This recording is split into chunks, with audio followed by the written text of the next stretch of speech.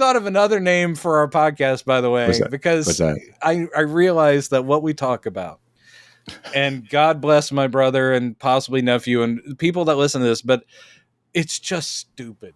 And I think a name for our podcast should be "This Stuff Matters." Yes.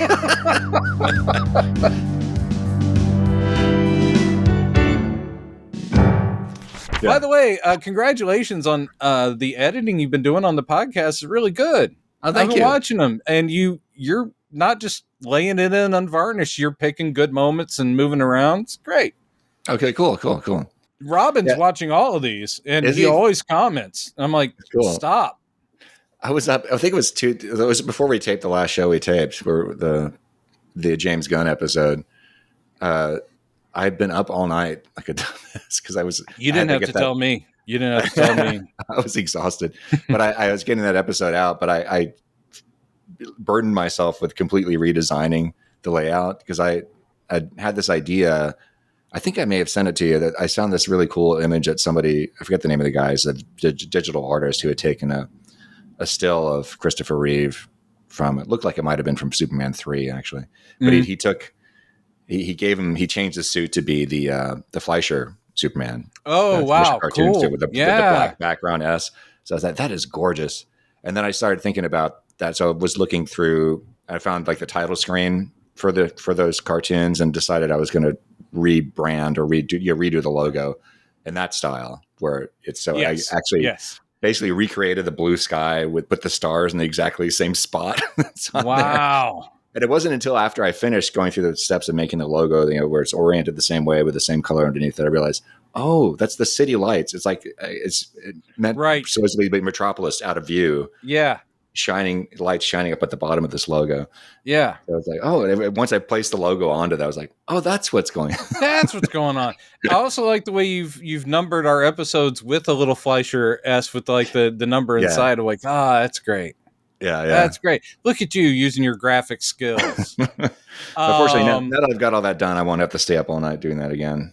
By the way, speaking of spending money, I shouldn't, because I can segue to anything. I'll have to send you a link to it. You would really like it. This guy who is just I think he has his own web comic, but he's a talented artist. I saw a picture he did on Etsy that is, you can get it as a poster. And it was for the 75th anniversary of Superman. So it goes back to 2013. But he just did this picture that is of Siegel and Schuster as young guys in like their little studio. And Jerry, the writer, is describing stuff while Joe is at the art table. And he's like, yeah, that's good. He's drawing. And the word balloons coming up out of their mouths, there's no actual word balloons, but in it are pictures of classic Golden Age Superman type stuff, as if they're describing like, oh, and then he'll do this, and then he'll do this. So it's like this great sort of tribute to those guys, and it's pretty nifty. And I ordered it as a print, so I will be oh, nice.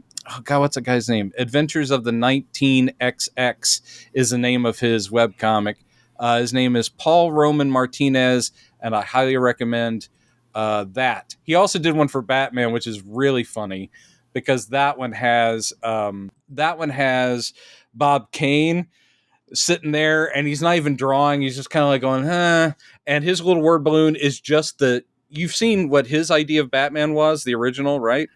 It's been a while, but yeah, I did watch that documentary. Yeah. Oh yeah. Which is like a red suit, little domino mask, this dumb little cape. And this is all that his thing is that's all he's good for in this picture, in this print. And Bill Finger is over there on the couch with the typewriter, and his word balloon takes up everything else, and it's all the Batman stuff you know. It's Batman, the Bat Signal, Robin, Joker, all this stuff. And Bob Kane's like going, and all it is this little like boop. I'm like, that's pretty much the thing.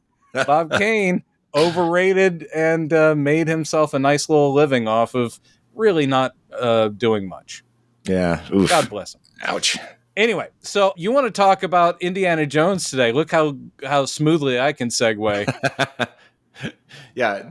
No, I think it's cool to have a little touch of Superman in every episode. A little touch of Superman. That was the other name we were going to call this, right? Little touch of Superman in the night. Ooh. Yeah, never mind. That's a little creepy. Again, we're going back to Superman Returns with him just floating outside the house going, ooh, look at that. I know what you had for dinner. Ooh, look at that. Oh, are you wearing the fluffy slippers? Yeah, you are. Creepy voyeur Superman. Anyway. But I went back thinking about the impetus of the show was us kind of catching up on, all the stuff that all we the didn't get to nerd talk stuff about. Yeah, that happened in the past 30 years. And one of them was these, I guess, would you call them legacy sequels, whatever, that have been coming out. Or late day sequels. Yeah, we had the prequels, the Star Wars prequels, and before that, even the special editions came out right before that.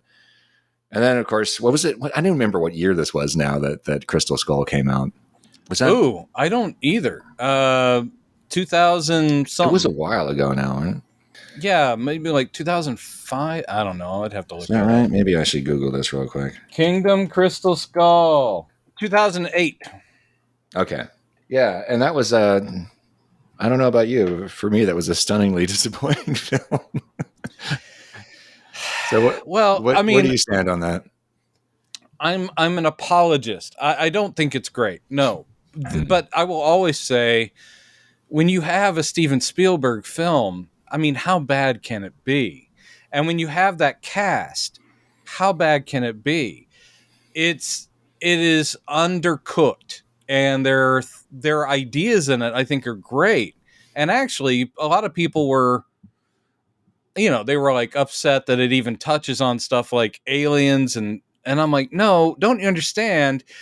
One of the, I think, great ideas that Lucas had, because he's a good idea man. He's not a good writer, never has been, but he's a good idea man. But the idea of Indiana Jones as he's going through time, like up to the dawn of the 50s there, clearly what pulp adventure is also is changing. So putting Indy from the 30s, who's involved in all the, well, obviously World War II, but also sort of that mysticism kind of pulp, the exotic Orientalism, as they called it, pulp. But now he's in 50s, where the pulp is starting to take a sci-fi turn. I'm like, I love that, because it's not really his wheelhouse. And then using crystal skulls, which is a true, like, archaeological thing from South American cultures, Peru, I think the Incans, they did crystal skulls, and then him bridging it, like, why were they made? How are they made this way? Oh, what if it was in something connected to ancient astronauts kind of thing? I like all these ideas. Yeah, I didn't have any problem with the aliens. Him having a kid that he neglected or didn't know about. I can't even remember. Did he know about Mutt or not? I don't think he did. Yeah, that's right. That's right. Because he doesn't know when Marion kept it. That scene in the diner, which is one of my favorite scenes in the film, I think does really well at capturing the sort of golden age Hollywood banter, that the original films had, where he's trying to talk some sense to him. He has no idea. I'm pretty sure in that scene he has no idea that that's his son yet at that point. But he's, Mutt is like stealing beers off of trays that are passing by him, and then Indy takes it and puts it back. This really well choreographed scenes. It's a really well choreographed scene in that regard. Yeah, I don't think he knew. Well, I think also you're hitting on one of the things that really does work is that you've got Spielberg behind the camera, but these people, and I'm including Shia LaBeouf, that guy may be a nut, and he needs probably a good therapist, but from the get-go, from the first thing I ever saw him in, I was like, that is a talented young actor. So his casting, got no problem with either. But the best thing in that movie is just when they're able to play off each other, when it is him and him, when it's specifically Marion, because Karen Allen, I just don't understand why her career wasn't bigger. She has always, from then to now, and I've seen other movies she's done, she lights up a screen. Yeah. Whenever, like every holiday, I watch Scrooged, and you're like, how is the world not falling in love with Karen Allen? Because she's so luminescent and great. And so having her back as Marion, you do realize, Oh, I also appreciate the Bond like structure of the Indiana Jones movies, where every movie was a different female, but they're all going to pale next to Marion. Hmm. Marion Ravenwood is the best, and Hmm. clearly was the one for Indy. So Hmm. having them back together again, great. And Kate Blanchett as an evil Russian, I'm about that all day long. Yeah. So in other words, the things that don't work, I think, are a lot of story clunkiness, um, Hmm. the CG stuff. Like, I'm Yeah. sorry, I like the fact that you can clearly, especially Raiders right off the bat, but each one shot on film, it just looks better, and it puts you in that sort of like old serial frame when it's shot darkly and kind of grainy, and it's Raiders is a near perfect film. Yeah. That is like my top five. It's in my Yeah. top five of all Yeah. time. Yeah. It's And incredible. I love Temple of Doom. And I Yeah. love Last Crusade. They're great. Yeah. And I love the fact that Temple of Doom is a prequel. I love that too. This is Indy before he becomes the guy we know. Love it. Hmm. So it's not perfect, but man, yeah, Crystal Skull was a disappointment. Yeah. What do you think they could have done differently? Like, what are some, you say it was clunky, like in what way? Where did it Well, I mean, fall I apart? also appreciated the fact that they addressed his age. That Yes. they have to, and of course, this one that's coming up, they have Hmm. to because the Yeah. man's 89 years old. Right. Jesus Christ! Did you ever watch Young Indiana Jones Chronicles when it was on TV? Yeah, I did. Yeah. It's been a long time since I've seen that stuff. That was coming. That was out when we were hanging out back Yeah, in that's right. early That's right. 90s. Yeah. You, And me, and that Jerry was used to talk about it. a sore spot for my brother because he went to college with oh, what's his name? Sean Patrick, what's his Flannery? name? Flannery, yeah, who Sorry? was in Boondock Saints, but really one of the first major things he did was playing the 20-something Indiana Jones in Hmm. that show. And I remember Robin just going, that dude. Right. But anyway, so I liked it. It was educational. It was also kind of funny where it was, I mean, Indiana Jones is a great character, but what a life that guy lived. Because literally every 15 minutes, he's like going, oh my gosh, are you Thomas Edison? Why, yes, young man. Yes. Yeah, Are you that hanging aspect out of it. with this guy over here, Pablo Picasso? Why, yes. Hello. How are you? Right. What the Right. hell? I remember Jerry complaining about this too. Is they didn't do that? I think they only did this in the first season, where the episodes had those prologues of the really old Indy at a Well, grocery that's store, why I like was bringing that up. boring Is somebody with a story. That's what I was about to bring up. That was a terrible idea, and they Yeah. cast a guy, and you can't fault an old actor from like I'm going to take that gig because yeah, but no one wants to see 95-year-old Indy sitting in like a movie theater. I guess it's supposed to be in the 1960s or 70s, and or sitting out in front of a drugstore going like, I remember the time that I met Walt Disney and Jesus. It went something a little like this. And he had an eye patch. Maybe in this movie, the one that's coming up, we'll see him lose his eye, and that'll be the origin of the eye patch. Oh But the God. thing is that Harrison Ford is now about the same age as Is the it? Yeah. character that they were showing us. I know. So I wonder if this will end with him going like, there's a bench over there. I'm just going to sit over there and tell some stories. And then it becomes the whole thing. Well, I remember meeting Baskin and Robbins. Oh, what a day that was. What a day. I remember, and I didn't have time to rewatch this. I only came up with this last night. I was like, what are we going to talk about tomorrow? Okay, Indy. I was like, Indiana Jones. I know we have to talk about it sooner or later. We have to talk about my most famous relative, Who's that? Indiana Jones. Jones. Yeah, of course. Yes. We have to be I related. forgot who I was talking to for a second. That happens a lot with me, and it's okay. I can't remember the name of his sidekick character in this film. he was a double agent who flipped sides like 15 times.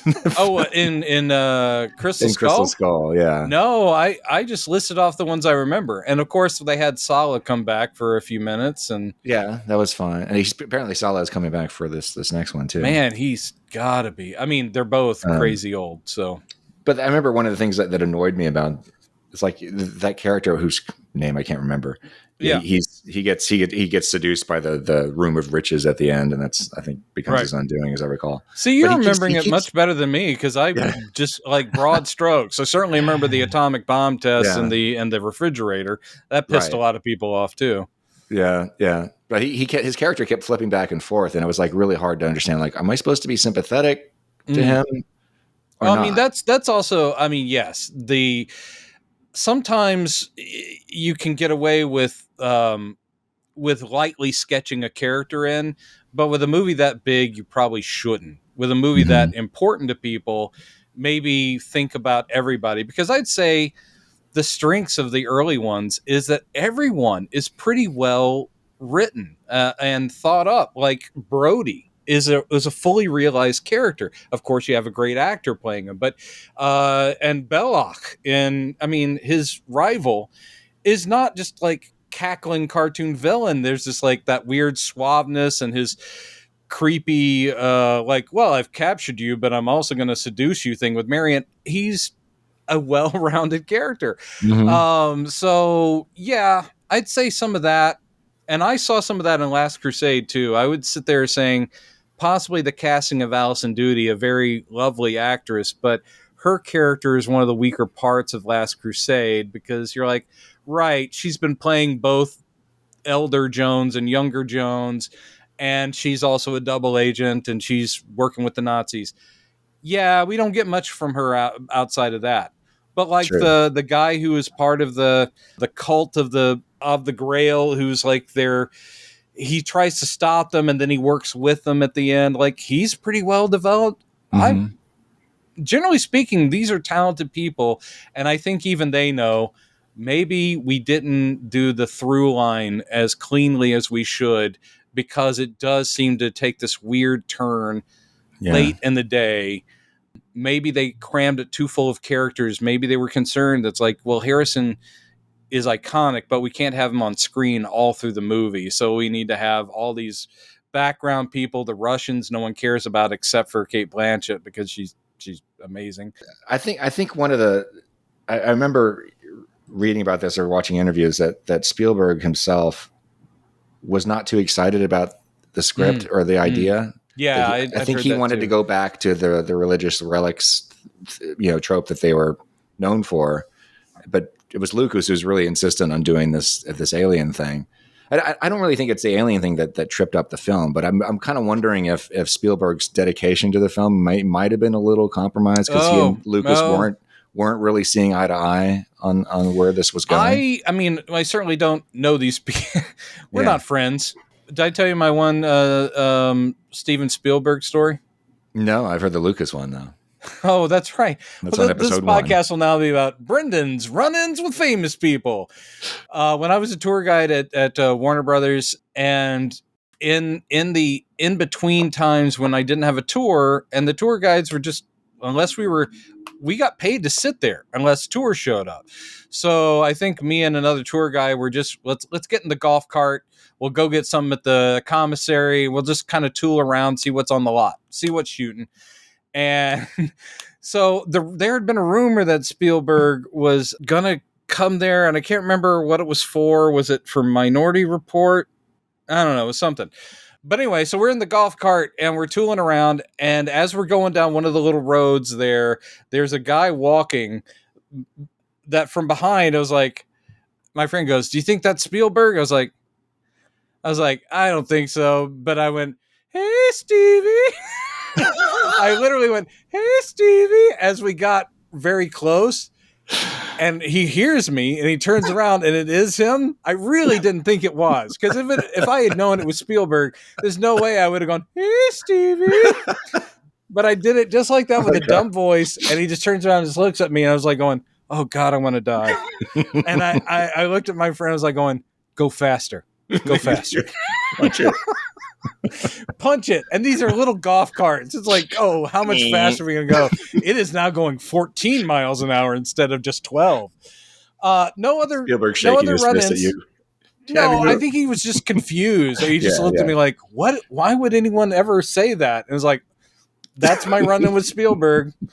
I'm sure I'll years from now, I'll meet him when he's on his deathbed, and he'll be going, I still remember. Hey, Stevie. So, oh my God. that's one of the stories like me almost scalding the Reverend Jesse Jackson, that it's one of those non-meetings that are very Brendan stories where it's like, why is that my run-in with someone famous? Wait a minute. Almost scolding. Oh, I should hold that one for another podcast. Okay. It was an accident, but I did almost pour boiling water on top of Reverend Jesse Jackson. Oh my God. I was literally scolding. Yeah, literally. I thought you said scolding. Scolding. No, but anyway. I did hear what I was getting to. The point was, I had heard this movie, Crystal Skull, was very much a George, and Harrison wanted to get back in there. Mm-hmm. And I think Steven was the guy, even before he knew about the alien stuff, he was like, I don't know, guys. I don't know. So I think that perhaps his enthusiasm was not as high as everybody else's. Because thinking back on it now, it kind of has it left the same taste in my mouth as Rise of, not the same, but like Rise of Skywalker, I think bears the mark of a director who just doesn't care anymore. He's just like, I got to get this out of the way and try to check all these boxes. And Abrams, I don't know if it's a question of him not caring, but it was definitely a question of some very sweaty creation where he's like going, it seems like instead a task he was given. Yeah. He may have really wanted to do it, but then it's him sitting there going, oh, I got to stick the landing. Okay. And let's see. I'm getting notes from the studio. This is what fans didn't like about Rian Johnson. Okay. I'm going to ignore this. I'm going to betray this concept and just, I'm actually impressed with it, not because I enjoyed it. And there are parts of it I did enjoy, but I will say this. I'm still impressed that for something that does feel manufactured, and catering to notes and all these other things, that it holds together as well as it does. It's still not good. It's not the way to wrap that trilogy up. But I was like, well, if nothing else, Abrams is a pro enough to do that. And Spielberg, if he wasn't excited by the script, he still did a fine job on, turning out a decent Indiana Jones movie. We're being unfair to it, I think, in comparison with the really great stuff that came before. Yeah. It's not a piece of shit movie. I mean, there's no way you can look at this thing and go, man, there is nothing here. There are things that make you wince, like Mutt swinging through the trees and they do the Tarzan yell. That is right up there with Yippee in Phantom Menace as being cringy. Cringy. I see that there's some Indiana Jones action figures that are coming out, new ones, because, of course, they're doing the new movie. Will I perhaps buy one? Yes. Will I perhaps stand it right next to my Rocketeer action figure? Yes. Because they're the same time period, man. Rocketeer. That's a film that should have gotten a sequel and never did. Word to your mother, who I happen to know. So pass on word. It's true. Okay.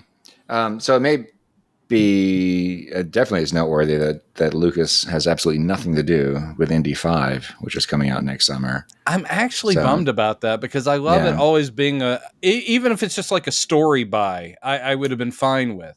Because it seems like, it's like, Lennon and McCartney. I kind of don't. Yeah. I love them both solo, but it's like, dude, there's nothing better than when they're together. Oh, this is what I'm going to say. There's a movie reviewer on YouTube named Chris Stuckman. Wait, there are movie reviewers on YouTube? They are, yeah.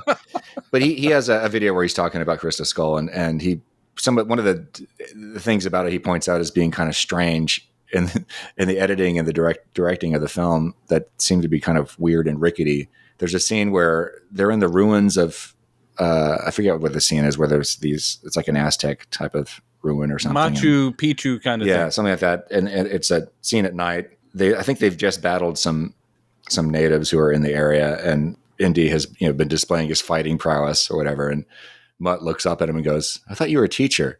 And he goes, the line is part time. But in the film, they're like because that line is in the trailer, as Chris Stuckman points out. In the trailer, he reads it part time, But in the film, he goes part time.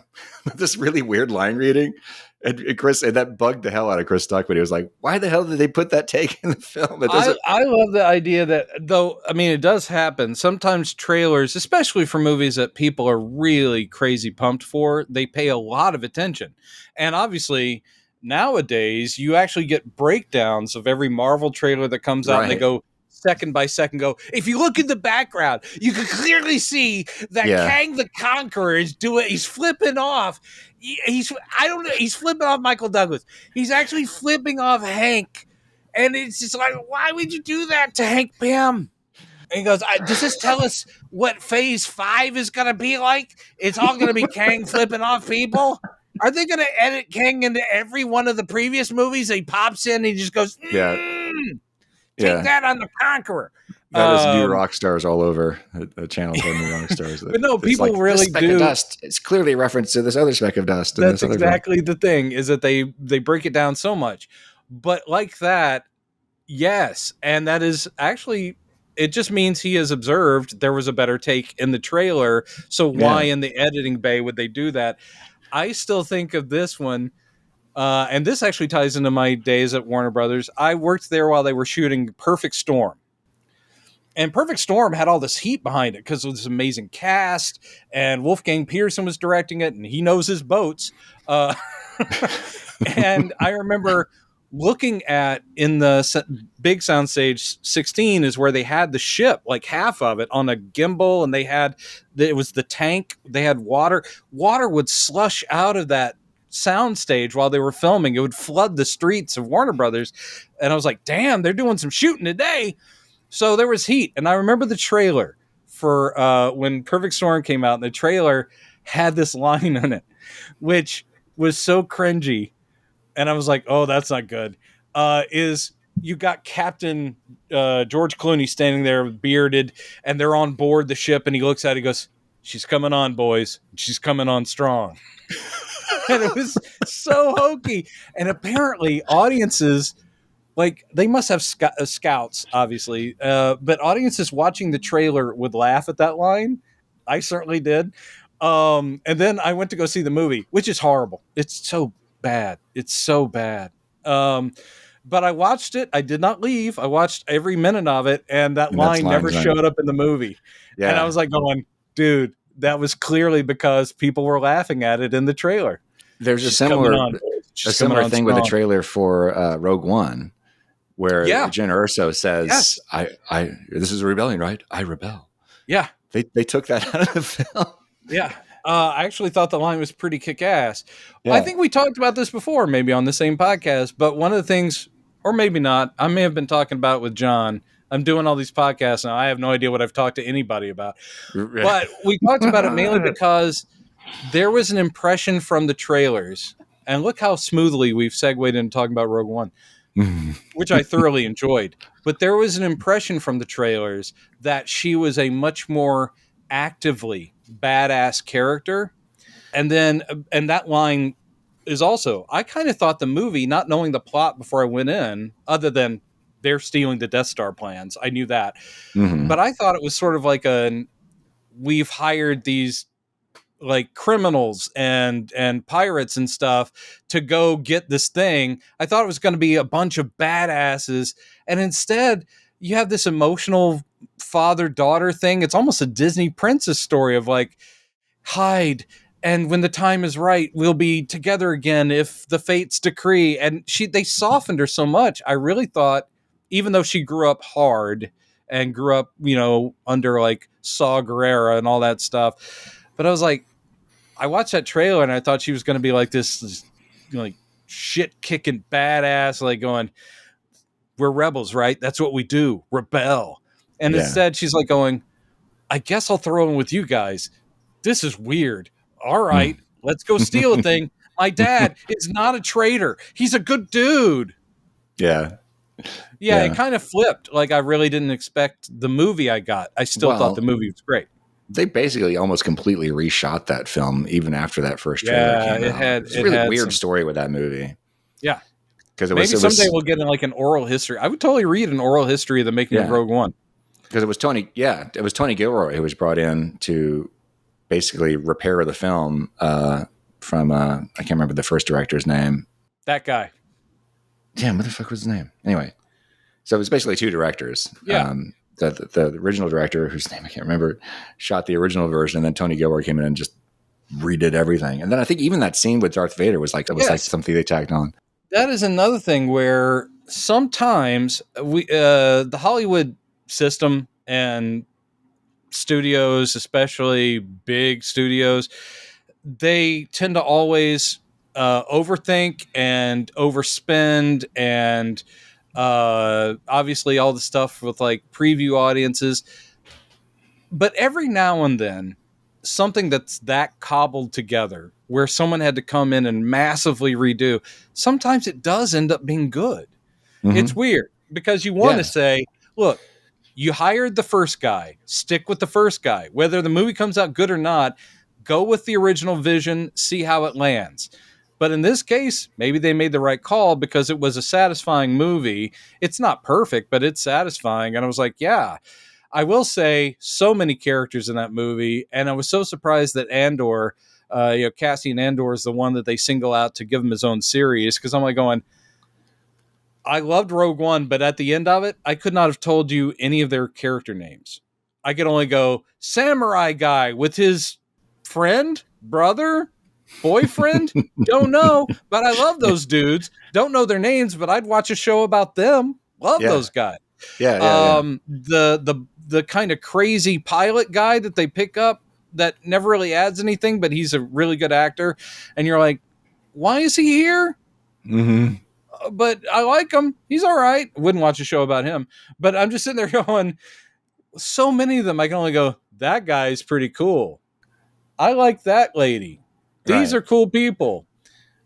But they did, double down on, it's a war story. They all die. Yeah. Pretty awesome. Yeah, so just apparently, do that. I remember hearing or reading that that was something they kind of sort of sheepishly asked Disney if they could do. Can we kill everybody? Can we and they're kill like, yeah, sure. And they're kind of surprised to get a green light. Everyone.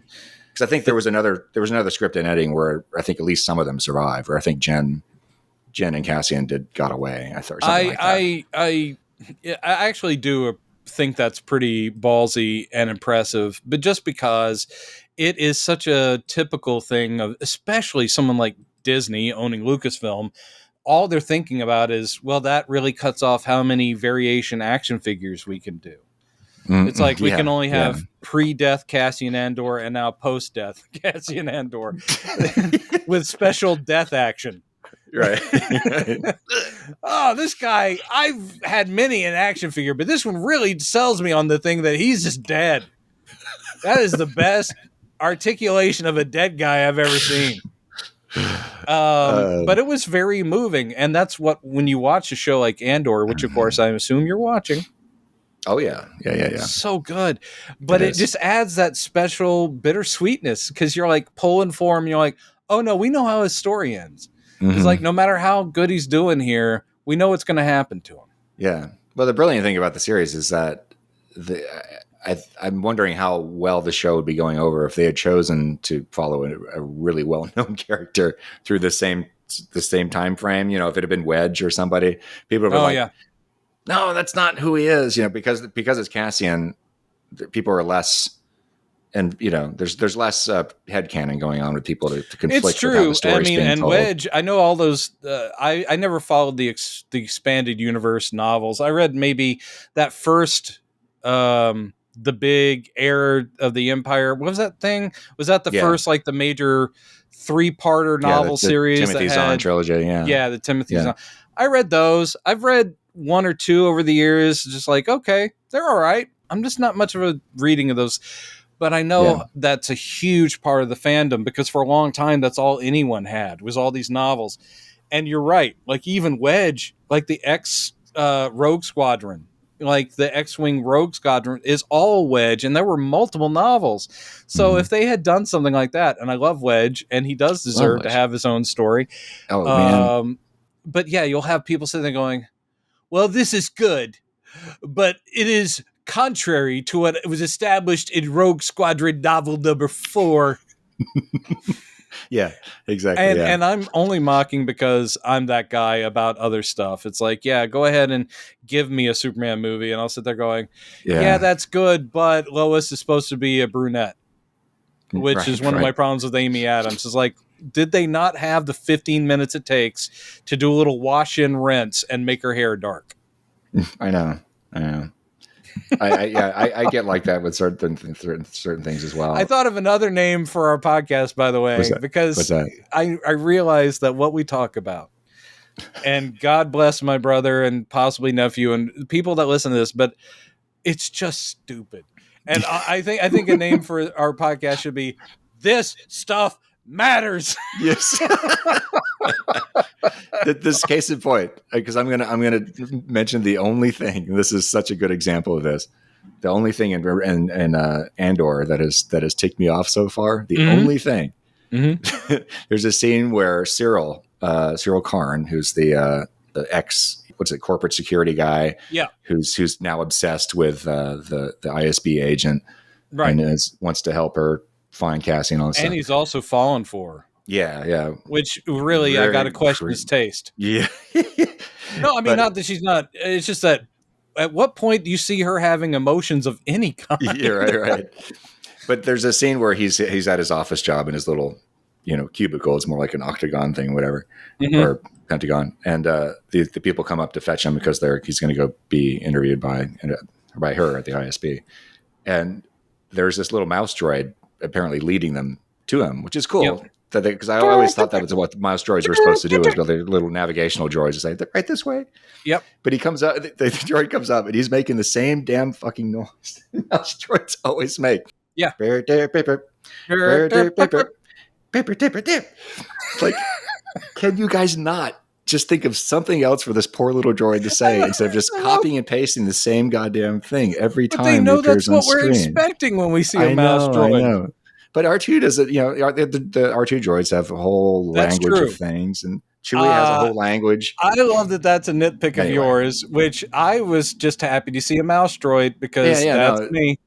I liked that they throw him in there. It is a little bit of fan service to see the mouse droid every time, but at least this time he's actually doing what I observed the mouse droid to be doing on the Death Star, which was leading stormtroopers around. I wish when I'm doing my tours, I would love to have one that's just in front of me as I'm walking around downtown Portland.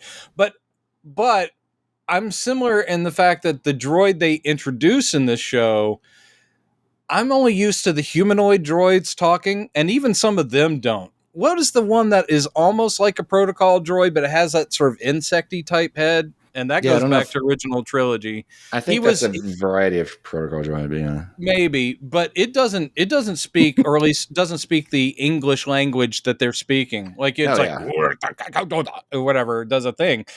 And so I'm like going, so it's a little weird seeing something that is not an astromech. Yes, I know that R2 units are astromechs, but the thing that is, Cassian Andor's mom's droid is our first new droid in this one, and it does a full-on Tweaky from Buck Rogers. It's speaking. Beady. Yeah. It's literally going, but Cassian, why? And I was like, ooh.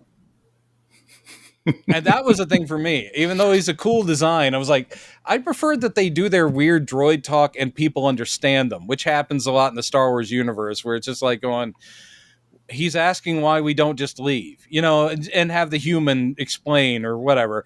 But him going like, Cassian, would you like a Coca-Cola? And I'm like, fucking no. It's a little unnecessary, I guess. And then I just expect Fred Silva. Is that the guy's name? Who was always the little person who was in Tweaky?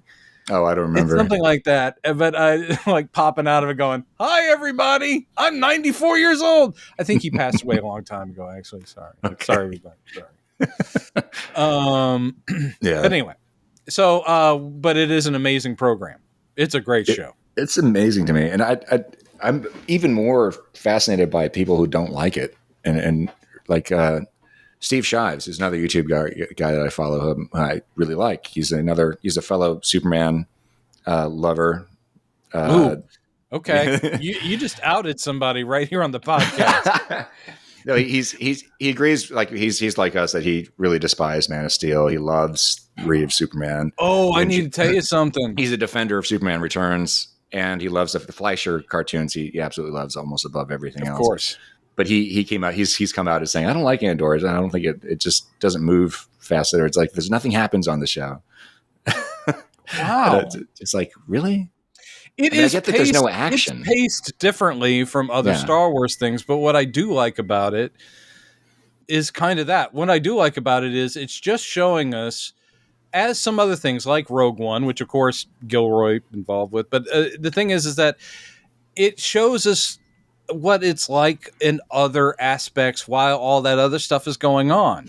Yeah. Weirdly, Luke, even though his journey is this mythic journey and it's so truncated, like Luke's journey is so short and he's not really a true believer in the rebellion. He gets thrown into stuff and then becomes the symbol. But in a weird way, Luke had it easy when you compare, just like people were working behind the scenes, we're getting, busted by all these investigative Imperial groups. I love the fact that we now know what their cops are like, because that's what that guy first started with. It's like, it's not stormtroopers. Yeah. Those are military guards. Yeah. These dudes are literally just the cops, law keepers, and stuff like that. So the mundanity of what the Star Wars universe was like under the Empire, all the bureaucracy and the paperwork, when he gets that job in the cubicles thing, you're like going, yeah, all that is necessary. All that was what was going on. And Palpatine is on top of all of that stuff. And Luke literally gets the hero journey of a pretty clear goal, dead parents, his uncle and aunt, and a kind old man who tells him he has a destiny and he's got the Force and he can train him to be a Jedi Knight. But like 2 weeks, Luke is like, all right, did I just blow up the Death Star? And I just literally haven't gotten all the sand from Tatooine out of my ass crack yet. Yeah, total fast track. So he fast tracked into a heroic. I mean, he continues to work and is still a hero of the rebellion.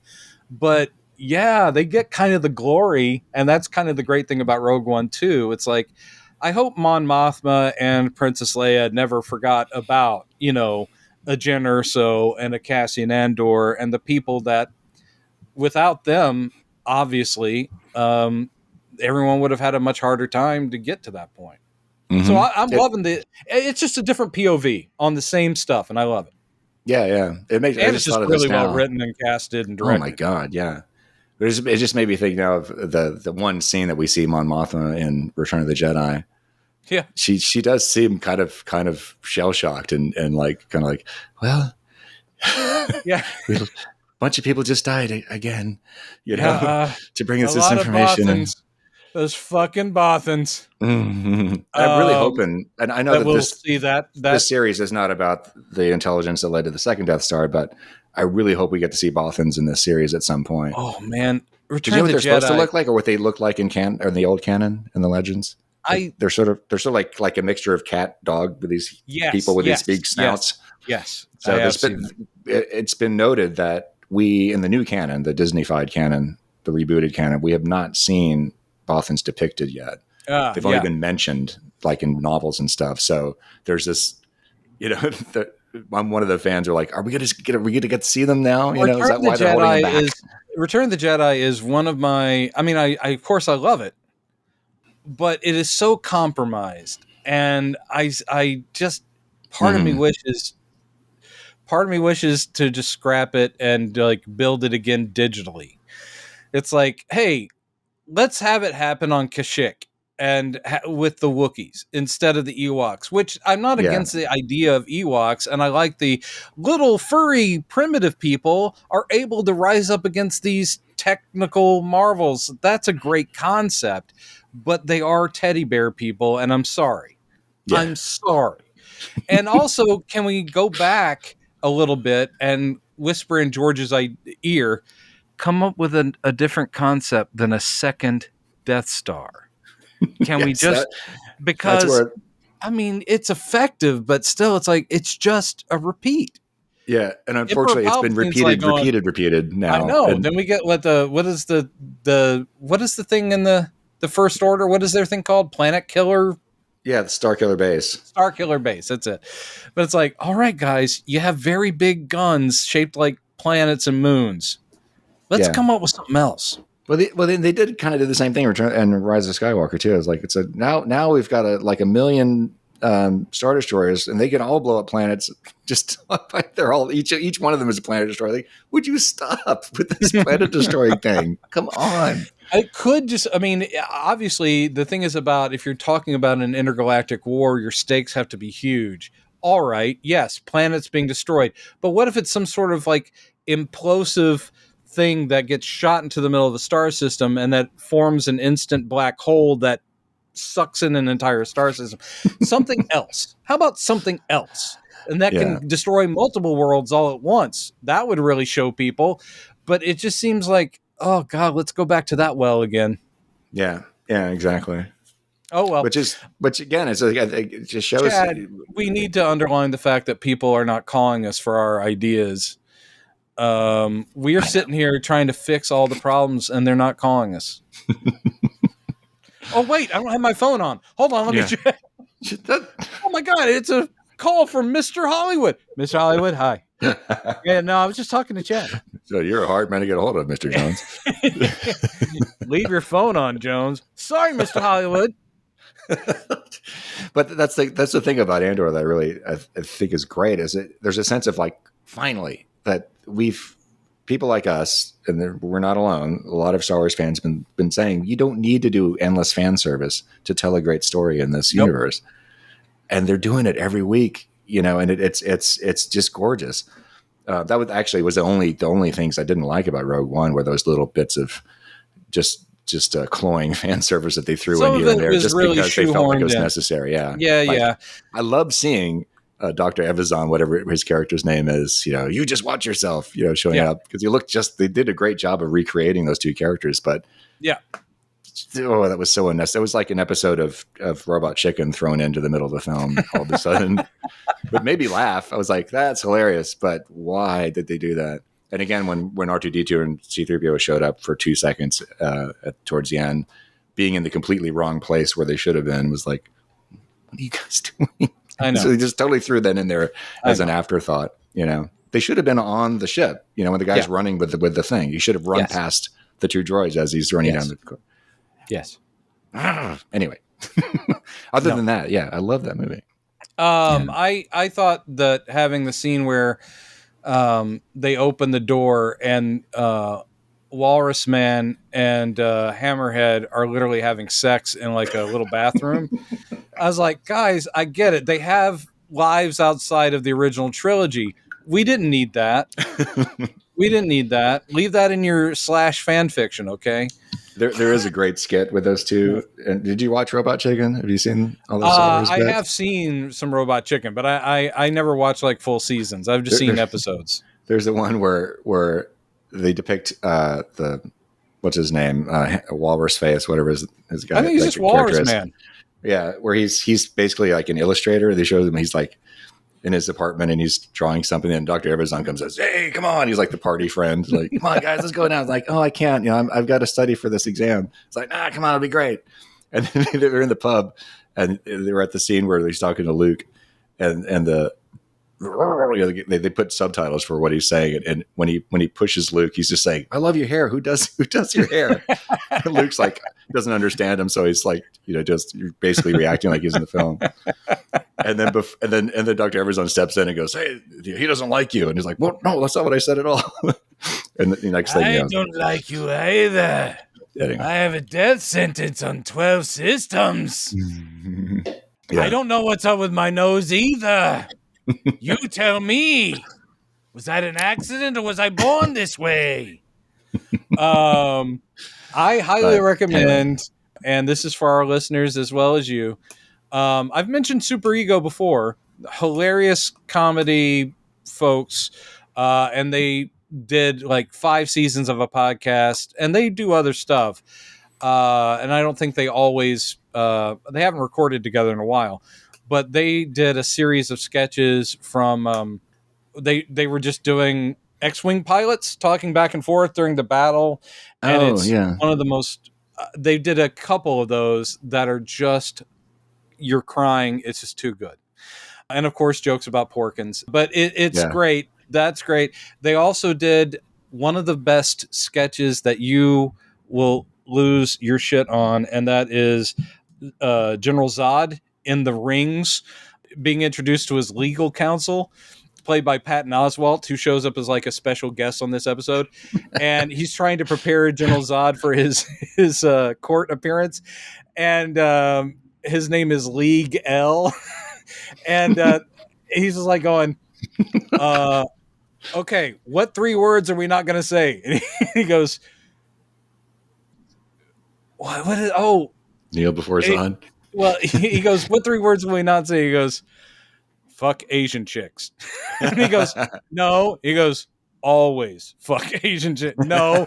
And he goes, "Come on, you know the 3 words. Let me hear it." And he's like going, "Kneel before Zod." "What is that? I didn't hear you." "Kneel before Zod." The whole thing is just great. He's like going, "Can I get you to button your shirt up?" And he's like going, No, I'm showing the whole thing all the way down to the navel. I'll send you a link to that. It is so damn funny. So should we wrap up? Because we've talked an hour about everything under the sun. Yeah. Oh, the thing I was going to tell you was because of our podcast, I went back and I started rewatching Man of Steel. First time I've watched it since the theater. It is horrible. It is worse than I remembered. Worse, yeah. Other than, okay, the man can shoot a movie, and there's some amazing visuals, and I like generally most of the casting I like just fine. But it amazed me, and I only got an hour in, and I was like, well, that's enough for tonight. But literally every decision is a big middle finger to continuity, and he's doing it on purpose. This ain't your daddy, Superman, is what you can hear him saying. Mm-hmm. Every decision he makes in story and character and dialogue is wrong to me. I will say this is subjective. As a longtime Superman fan, it got me so angry that I have now thought about doing another podcast, which you would be welcome to join. But I think I might do a podcast, not like the Star Wars Minute. That's crazy. I'm not going to go minute by minute. But I think I might do a podcast where I go scene by scene through Man of Steel and talk about all the thing it does wrong. Everything it is wrong. And the name I've come up with for it, Alien Autopsy. Ooh. Because I really want to deconstruct how badly that movie served that character. Yeah. It was, and I got in kind of a heated conversation with my friend John about it simply because he's a defender. He doesn't think it's great, but he is much more forgiving of it. And I'm like, no, I'm sorry. And for all the beautiful shots of, look, he did a sweet shot of a little butterfly sitting on a rusty swing out in front of a farmhouse. Well, that's great. But too bad he backed it up with a bunch of shit. Yeah. That whole thing, there are things I'd forgotten. The whole thing with like little Clark in school, and he has that flashback to him seeing like X-ray vision for the first time, and him running into the closet, and then Ma Kent has to be called to talk him out of the closet, and he can hear all of his schoolmates going, "Oh, he's such a freak. Oh, he's a freak." And I'm like, that's not the Clark Kent experience. He wants to really hammer home the "you are not like us. You are a freak alien god." And the whole thing is that Clark grew up, I mean, yes, a nerd, but he had friends. And Pete Ross in this movie on the bus is the one calling him like dick breath and all this stuff. He's this bully dude. And I'm like, what? Pete, his buddy? Oh, everything's wrong. Yeah. Sorry. Yeah.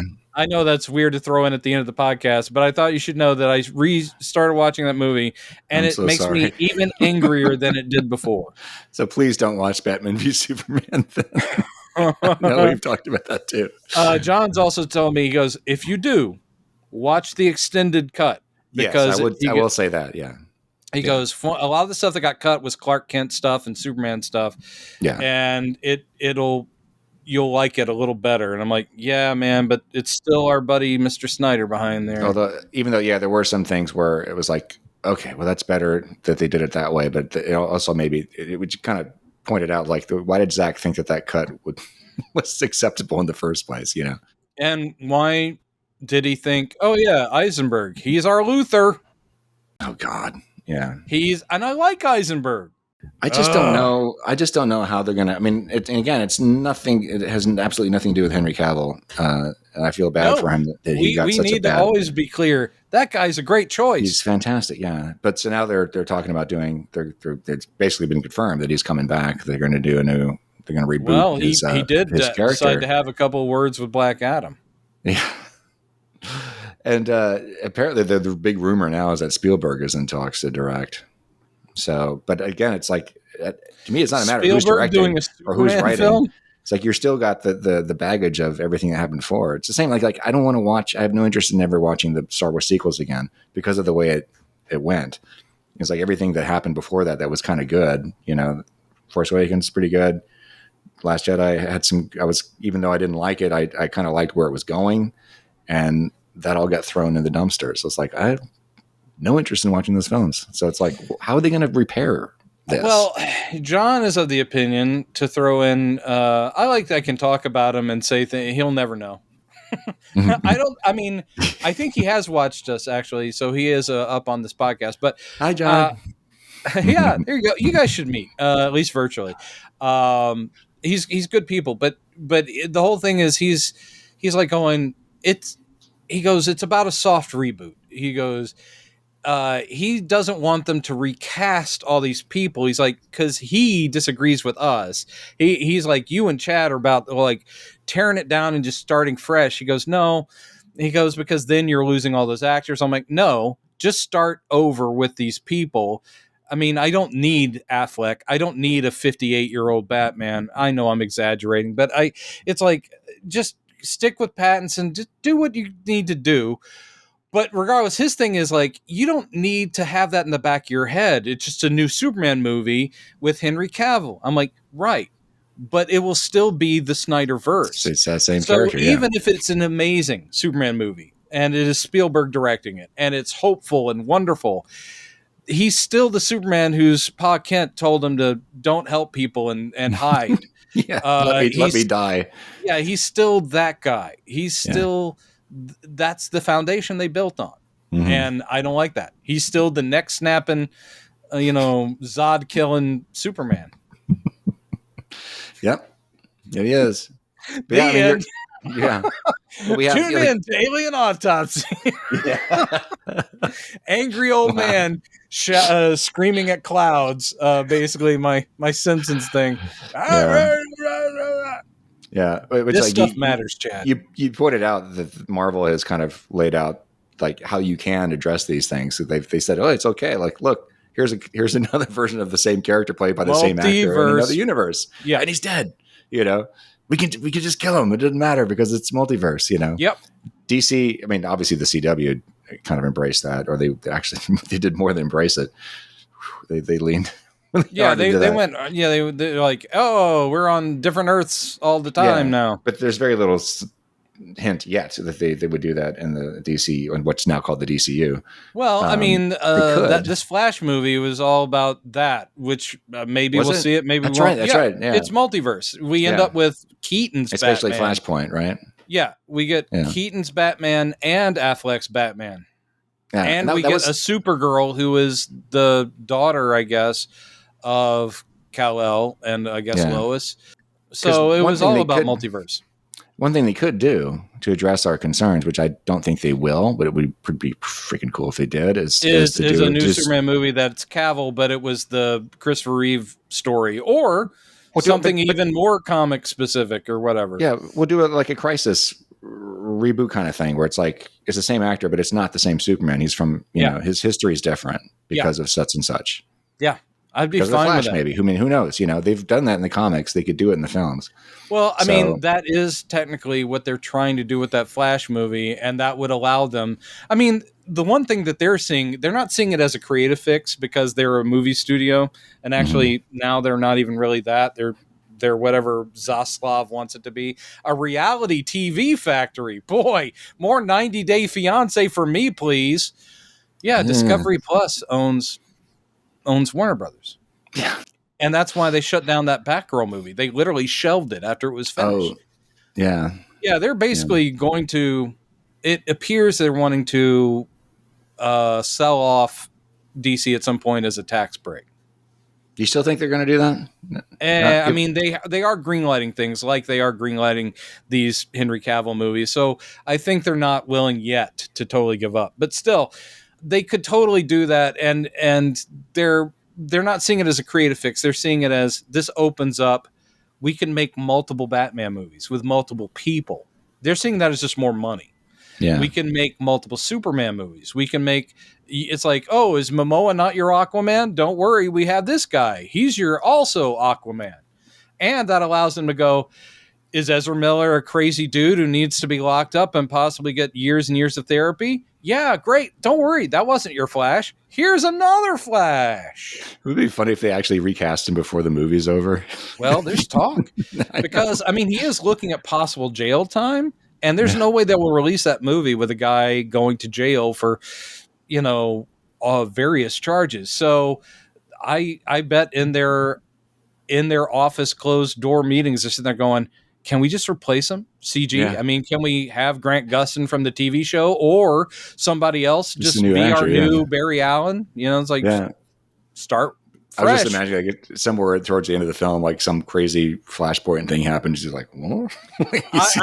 His face changes.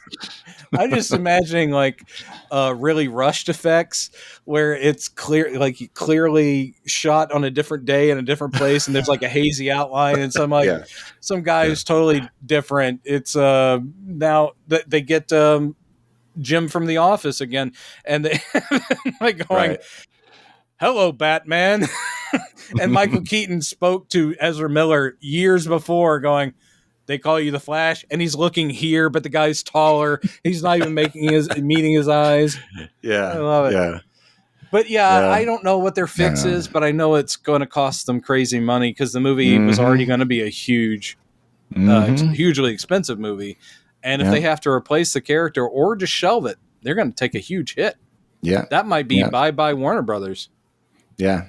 Yeah. That's me waving it to them. Yeah. If Warner Brothers needs some help, like down the line, like needs like a can of soup or something, just come by. I love you, Warner Brothers. I got you covered. I can make you a sandwich. B just got your back. And just leave that there because people don't know that. Don't know that that's your nickname. That's like back in the day, Beej. Beej has got your back will be my Nathan for you. Like Nathan Fielder. Did you ever watch that show? No. Oh my God. Comedy genius, Nathan Fielder. Highly recommended. He does a lot of deadpan comedy with real people. A little bit like Sacha Baron Cohen, except for his stuff is like, tell me your problems, I'll try to fix them. And he does them in ridiculous comedic ways. And he never cracks, even though the stuff he's saying, I just don't know how people can be so deadpan. I would be giggling all the time. Anyway, so you have your homework, and don't you ever start a podcast without having watched the movie beforehand. This was embarrassing. The way you kept calling them Indiana, Honez, and you just clearly didn't even know what you were talking about. Honez. Wyoming Jones. I was like, what is that? You don't even know what you're talking about. Yeah, it would be cool to do more. I mean, down the line, I know I didn't want to throw. I just didn't have time this week anyway. But to maybe rewatch the indie films, maybe one at a time and go through them. That's not even homework. That's fun. Yeah, because I learned to love. Like I didn't really like Temple of Doom when it came out, but I became much more appreciative later. That type of thing. So yeah. So there's a lot to talk about there. It's another type of pulp, which people wanted an exact copy of what they got. And I'm like, no, man, this is going towards the sort of weird pulp stuff of the 30s I always loved. But yeah, I you just can tell that Lucas is just such a nerd for all that old stuff. Oh, and this one, there will be hearts ripped out of chests. Yeah. We didn't do that in the one before. Yeah, but because this is the thing I totally forgot I wanted to talk about, but Ki-Hee Kwan. Short Round, who's back in the industry and fucking kicking ass. Well, I mean, he's actually been around forever, but he's getting high profile stuff lately, and he is great. That everything always, everything every what's it called? Everything all the time. Oh God, it's a very good movie, but I stumble over that title too. They know what we're talking about. But yeah, that it would seem to make so much sense to bring him back to reprise that character now that Harrison is retiring to take over the mantle. Mutt and Short Round on a road trip. Yeah, but maybe that's for another show. That's for another show. So, you got to save some of this. This is all gold. It is precious gold. All right, so let's do our famous wrap up where we sing the theme song. You've been listening to Prodigious Saps. Come on, join it. Everything we talk about matters. Listen to us talk about crap because we are the Prodigious Saps. There you go. There you go. All right. Thank you, everybody.